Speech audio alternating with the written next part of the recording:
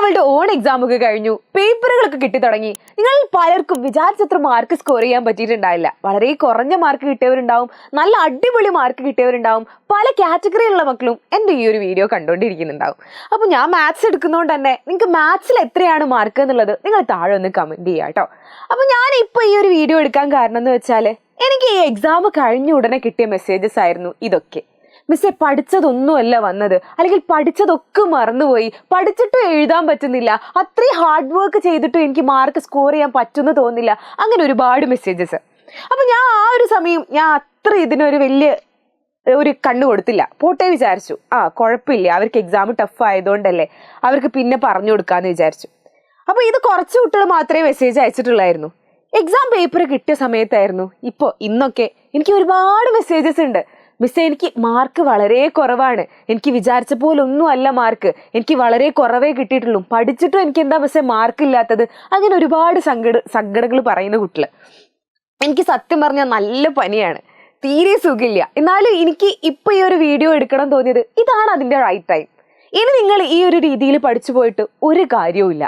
നിങ്ങൾക്ക് ഇപ്പോഴാണ് ഇനി നമുക്ക് 4 മാസങ്ങൾ നമ്മളുടെ മുന്നിലുണ്ട്. ആ 4 മാസം നിങ്ങൾ എങ്ങനെ പഠിക്കുന്നോ അതുപോലെ ഇരിക്കും നിങ്ങളുടെ ഫ്യൂച്ചറും നിങ്ങളുടെ മാർക്കും എല്ലാം. അപ്പം ഞാനിപ്പോൾ നിങ്ങൾക്ക് പറഞ്ഞു തന്നില്ലെങ്കിൽ അത് ഞാൻ ചെയ്യുന്ന ഏറ്റവും ഒരു ഫോൾട്ട് ആയിരിക്കും, ഞാൻ ചെയ്യുന്ന ഏറ്റവും ഒരു ചതിയായിരിക്കും നിങ്ങളോടെന്ന് എനിക്ക് തോന്നി. അതുകൊണ്ടാണ് ഞാൻ ഇപ്പോൾ തന്നെ ഈ ഒരു വീഡിയോ ആയിട്ട് വന്നിട്ടുള്ളത്. അപ്പോൾ നമ്മൾ ചെയ്യേണ്ട കാര്യം, നമ്മളോട് എല്ലാവരും എന്ത് ചെയ്യും, ഈ പഠിക്കേണ്ട കാര്യങ്ങൾ പറഞ്ഞുതരും. ഇത് പഠിക്കുക, a² + b² പഠിക്കുക, a² - b² പഠിക്കുക, അങ്ങനെ പഠിക്കേണ്ട കാര്യങ്ങൾ പറഞ്ഞുതരും. പക്ഷെ ഒരൊറ്റ ആളും പറയില്ല എങ്ങനെയാണ് എൻ്റെ മക്കൾ പഠിക്കേണ്ടതെന്ന്, ഒരാളും പറഞ്ഞു തരില്ല. അത് പറഞ്ഞുതരാനാണ് മിസ് വന്നിട്ടുള്ളത്. അതായത് നമുക്കിപ്പോൾ ആദ്യം ചെയ്യാൻ പറ്റിയ കാര്യം എന്ന് പറയുന്നത് നമ്മുടെ സ്റ്റഡി ഹാബിറ്റ് മാറ്റുക എന്നുള്ളതാണ്. ചേഞ്ച് യുവർ സ്റ്റഡി ഹാബിറ്റ് എന്നുള്ളതാണ് നിങ്ങൾ ഫോഴ്സ് ചെയ്യേണ്ട കാര്യം എന്ന് പറയുന്നത്. നിങ്ങൾ പഠിക്കുന്ന രീതി തെറ്റായതുകൊണ്ടാണ് നിങ്ങൾക്ക് മാർക്ക് സ്കോർ ചെയ്യാൻ പറ്റാത്തത്. നിങ്ങൾ ഈ പഠിക്കുന്ന രീതി എപ്പോൾ മാറ്റുന്നോ അപ്പോൾ മുതൽ നിങ്ങൾ ഫസ്റ്റ് ആയിരിക്കും, ക്ലാസ്സിൽ ഫുൾ മാർക്കായിരിക്കും, ക്ലാസ്സിൽ ടോപ്പർ ആയിരിക്കും. നമുക്കിപ്പോൾ എക്സാമിന് നോക്കുകയാണെങ്കിൽ 3 തരത്തിലുള്ള ക്വസ്റ്റ്യൻസ് ആണ് മെയിൻലി നിങ്ങൾക്ക് വരാറ്. ഒന്നാമത്തേത് മെമ്മറി ടൈപ്പ് ഉണ്ട്, രണ്ടാമത്തെ കോൺസെപ്റ്റ് ഉണ്ട്, മൂന്നാമത്തെ അപ്ലിക്കേഷൻ ലെവൽ ഉണ്ട്. ഇത് റെഡ് കളറിൽ കൊടുത്തത് വേറെ ഒന്നും അല്ല കേട്ടോ. നമ്മളോട് എപ്പോഴും പറയുന്ന കാര്യമാണ്, റെഡ് കളറിലൊന്നും കൊടുക്കരുത് കേട്ടോ എഴുതുന്നത്, ബിക്കോസ് കുട്ടികൾക്ക് പേടിയാവും. റെഡ് കളർ അങ്ങനെ ചിലപ്പോൾ ഈ ബ്ലാക്കിലേക്ക് റെഡ് വരുമ്പോൾ കുട്ടിക്ക് അത്ര സുഖം തോന്നില്ല എന്നൊക്കെ പറയലുണ്ട്. എന്നാലും ഈ റെഡ് കളറിൽ തന്നെ ഞാൻ കൊടുക്കാൻ കാരണം അത്രയും ഹാർഡ് ആയിട്ടുള്ള ക്വസ്റ്റ്യൻസ് ആണ് അപ്ലിക്കേഷൻ ലെവൽ എന്ന് പറയുന്നത്. ഇതുവരെയുള്ള എക്സാമിന് കഴിഞ്ഞ കൊല്ലം വരെ നിങ്ങൾ 6ാം ക്ലാസ് വരെ എഴുതിയ എക്സാമുകളൊക്കെ ഈ ഒരു മെമ്മറി ബേസ്ഡ് ക്വസ്റ്റ്യൻസ് ആയിരുന്നു. നമ്മൾ പഠിക്കുന്നു, കാണാതെ പഠിച്ചു പോകുന്നു, a² + b² എന്താണെന്ന് കാണാതെ പഠിച്ചു പോകുന്നു, അവിടെ പോയിട്ട് ഛർദ്ദിച്ചു വെക്കുന്നു, അത്ര തന്നെ. അതായിരുന്നു ഇതുവരെ നിങ്ങൾ ചെയ്തുകൊണ്ടിരുന്ന കാര്യം. പക്ഷെ ഇപ്പം നോക്കുകയാണെങ്കിൽ അത് കോൺസെപ്റ്റ് ലെവലും അപ്ലിക്കേഷൻ ലെവലും ചോദിക്കൽ തുടങ്ങി. അതായത് കോൺസെപ്റ്റ് 6ാം ക്ലാസ് മുതൽ തറ ക്ലിയർ ആയിട്ടുള്ള ആൾക്കാർക്ക്, മാത്സ് നോക്കുകയാണെങ്കിൽ മാത്സ് ബേസിക്സ് ക്ലിയർ ആയിട്ടുള്ള ഒരു കുട്ടിക്ക് മാത്രമേ എന്ത് പറ്റുള്ളൂ, ഇതിൽ നമുക്ക് കോൺസെപ്റ്റ് ബേസ്ഡ് ക്വസ്റ്റ്യൻസ് ചെയ്യാൻ പറ്റുള്ളൂ. ആപ്ലിക്കേഷൻ ലെവൽ ആണെങ്കിൽ നിങ്ങൾക്ക് ആപ്ലിക്കേഷനാണ് ചോദിക്കുക, നിങ്ങൾക്ക് ടെക്സ്റ്റ് ബുക്ക് പറഞ്ഞ ക്വസ്റ്റ്യൻസ് ഒന്നും അല്ല ചോദിക്കുക. നമ്മൾ എങ്ങനെ റിയൽ ലൈഫായിട്ട് അത് ബന്ധിപ്പിക്കുന്നോ, എത്ര നമ്മൾ മനസ്സിൻ്റെ ഉള്ളിലേക്ക് അത് കയറ്റുന്നോ, അതുപോലെ ഇരിക്കും നിങ്ങളുടെ ആപ്ലിക്കേഷൻ ലെവൽ ക്വസ്റ്റ്യൻസ് ചെയ്യുന്നത്. അപ്പോൾ നിങ്ങൾക്ക് എങ്ങനെയാണ് ഈ കോൺസെപ്റ്റ് ലെവലും ആപ്ലിക്കേഷൻ ലെവൽ ക്വസ്റ്റ്യൻസ് ഒക്കെ ചെയ്യാൻ പറ്റുക? അതിനുള്ളതാണ് നമ്മളുടെ ആക്റ്റീവ് ലേണിംഗ് എന്ന് പറയുന്നത്. നമുക്ക് പാസീവ് ലേണിംഗ് ആണ് നിങ്ങളിപ്പോൾ ചെയ്തുകൊണ്ടിരിക്കുന്നത്. വെറുതെ ക്ലാസ്സുകൾ കേൾക്കുന്നു, എക്സാമുകൾ അറ്റൻഡ് ചെയ്യുന്നു, നിങ്ങൾ ആ ഒരു ഫ്ലോയിൽ പോയിക്കൊണ്ടിരിക്കുന്നു. പക്ഷേ നമ്മൾ എന്ന് ആക്റ്റീവ് ലേണിങ്ങിലേക്ക് മാറുന്നു അപ്പോൾ നിങ്ങൾ എന്ത് ചെയ്യും, ടോപ്പർ ആവുമെന്ന് ഞാൻ പറയും. അതായത് നിങ്ങൾ എന്ത് ചെയ്യുക, നിങ്ങൾ പഠിച്ച കാര്യങ്ങൾ ഒന്നുകൂടെ പഠിക്കുക, കുറേ പ്രാക്ടീസ് ചെയ്യുക. മാത്സിൻ്റെ കാര്യമൊക്കെ പറയുകയാണെങ്കിൽ എത്ര പ്രാക്ടീസ് ചെയ്യുന്നോ അത്ര എളുപ്പമായിരിക്കും നിങ്ങൾക്ക് എക്സാം എന്ന് പറയുന്നത്. നിങ്ങളിപ്പോൾ ഒരു ക്വസ്റ്റ്യൻ തന്നു, ആ ക്വസ്റ്റ്യൻ എത്ര ആയിട്ടും മനസ്സിലാവുന്നില്ല, 1ാമത്തെ പ്രാവശ്യം ചെയ്ത് നോക്കുക, നിങ്ങൾക്ക് മനസ്സിലാവില്ല ഉറപ്പാണ്. 2ാമത്തെ പ്രാവശ്യം ചെയ്ത് നോക്കുക, കുറച്ച് എവിടെയോ തലേ കയറും. 3ാമത്തെ പ്രാവശ്യം ചെയ്ത് നോക്കുക, കുറച്ചും കൂടെ തലേ കയറും. 4ാമത്തെ പ്രാവശ്യം ചെയ്ത് നോക്കുക, നിങ്ങൾക്ക് അത് വളരെ ഈസി ആയിട്ടുള്ള ക്വസ്റ്റ്യൻ ആയിരിക്കും. നിങ്ങൾ വെറുതെ ഒരു പാട്ട് കേൾക്കുന്ന കാര്യം നിങ്ങളൊന്ന് ആലോചിച്ചാൽ മതി.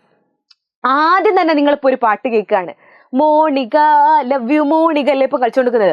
മോണിക ആദ്യത്തെ പ്രാവശ്യം കേട്ടപ്പം ഏതോ ആരോ അന്യ സംസ്ഥാനത്തുള്ള പാട്ട്. 2ാമത്തെ മോണിക കേട്ടപ്പം കുറച്ചുകൂടി എവിടോ ഒരു വന്നു, ഒരു പരിചയം തോന്നി. 3ാമത്തെ മോണിക കേട്ടപ്പം കൂടെ ഇങ്ങനെ കുറച്ച് പാടാൻ തുടങ്ങി. 4ാമത് മോണിക കേട്ടപ്പം മോണികന്റെ വരി വരുന്നതിന് മുന്നേ നമ്മൾ ഇവിടെ പറയൽ തുടങ്ങി.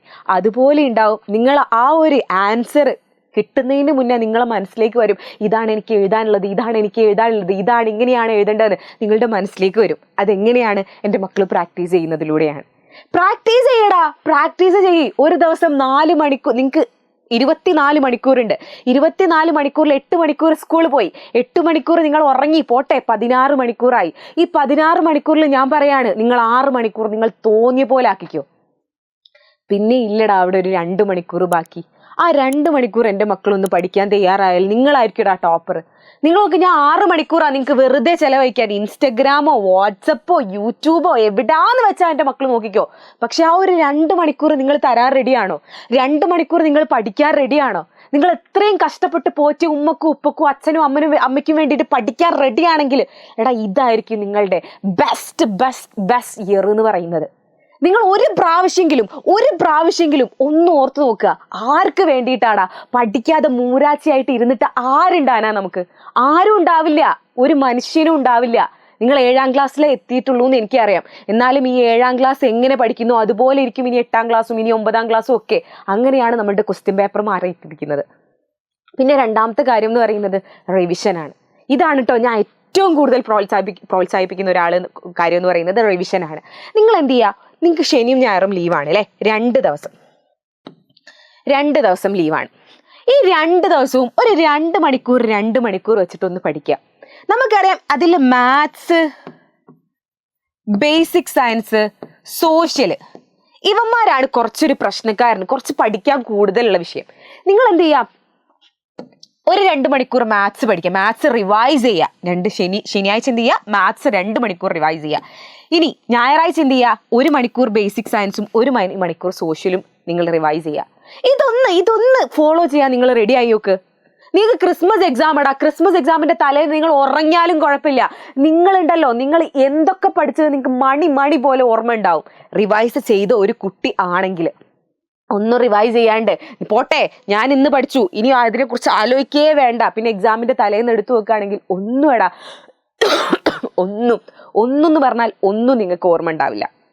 അപ്പം മക്കളോട് പിന്നെയും പറയാണ്, ഞങ്ങളെ കുട്ടികളെ പഠിപ്പിക്കാറ്, നമ്മളെ എജ്യൂപോർട്ടിൻ്റെ കുട്ടികളെ പഠിപ്പിക്കാറ് ആക്റ്റീവ് ലേണിങ്ങിലൂടെ തന്നെയാണ്. അവർക്ക് ഒരുപാട് പ്രാക്ടീസ് ക്വസ്റ്റ്യൻസ് കൊടുക്കും, അവർക്ക് ഒരുപാട് എക്സാംസ് നടത്തും. ഞങ്ങൾ ആഴ്ചയിലും എക്സാംസ് നടത്തും.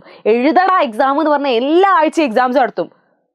എഴുതട്ടെ, പഠിക്കട്ടെ. ഓരോ എക്സാം എഴുതുന്ന കൂടെ ഒരു പ്രാക്ടീസ് ചെയ്യാണ്. റിവിഷൻ ക്ലാസ്സസ് കൊടുക്കും, നമ്മൾ ഡൗട്ട് ക്ലിയറൻസ് ക്ലാസ്സസ് കൊടുക്കും. ഒക്കെ ഇവിടെ റെഡിയാണ്, ഞങ്ങളൊക്കെ സെറ്റാക്കലുണ്ട്. അവർക്കൊക്കെ ഒരുപാട് കുട്ടികൾ മെസ്സേജ് അയച്ചുകൊണ്ടിരിക്കുന്നുണ്ട്, മിസ് എക്സാം ഈസി ആയിരുന്നു എന്ന് പറഞ്ഞത്. നിങ്ങൾക്കും അതുപോലെ ആവാൻ പറ്റുന്നതേ ഉള്ളൂ. നിങ്ങൾ ഇതൊക്കെ ഒന്ന് ഫോളോ ചെയ്യുകയാണെങ്കിൽ.